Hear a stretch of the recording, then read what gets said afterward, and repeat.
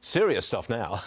The US is reportedly stepping up surveillance efforts after Russia's nuclear threats. Retired four-star General Jack Keane joins me now. General, would we know in advance if Russia was going to use a nuke?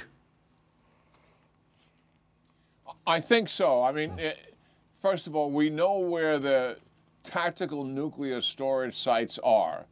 And from what I understand is we have 24/7 surveillance of those sites using, multiple means to do so.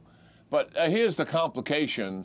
The fact is that at least 10 of Russia's weapon systems, to include different kinds of missiles and aircraft, which are used for conventional delivery of weapons, could also be used for tactical nuclear weapons.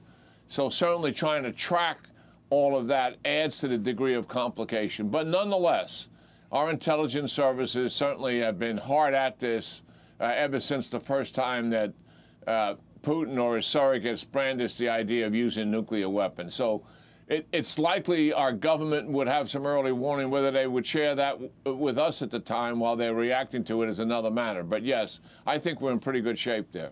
Just a sort of an organizational question. Do our generals have any contact with their generals? Like, do we have a military attaché in Moscow who speaks to their military guys? Is it that level of contact?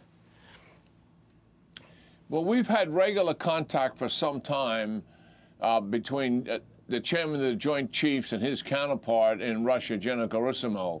But that has fallen off since the hostilities and the tension and everything has raised. So the communication still exists, certainly with policymakers, and that happened just recently when President Biden's policymakers were letting the Russians know with no uncertain terms, and from what I understand, that if they ever used a tactical nuclear weapon inside Ukraine, the consequences, as Jake Sullivan said, the National Security Advisor, would be catastrophic.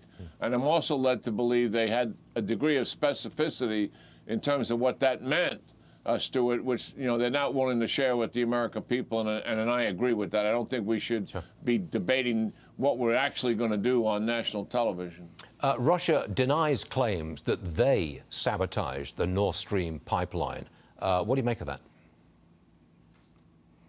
Well, I hold that in great suspicion, as does everybody in the world. I mean, they have everything to gain here from this. Look, they're really surprised that the EU and NATO has held together as well as it has. I mean, it hasn't been perfect, and you and I have discussed that. But they, by and large, I mean, they are together.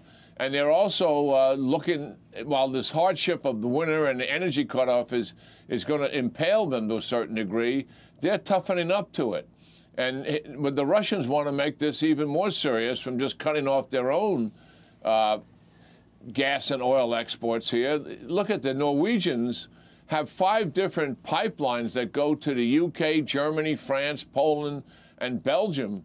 And they know full well that they've got to get out and protect that critical infrastructure because it's possible that it'd be sabotaged. NATO and the European Union both agree now that the Nord Stream pipeline was sabotaged in 3 different places. As far as they're concerned, that's a fact. And they did it. Certainly the suspicions have got to be Russia who's doing this. It's got to be. General Jack Keane, thanks for joining us. I know we see you again soon. Thank you, General.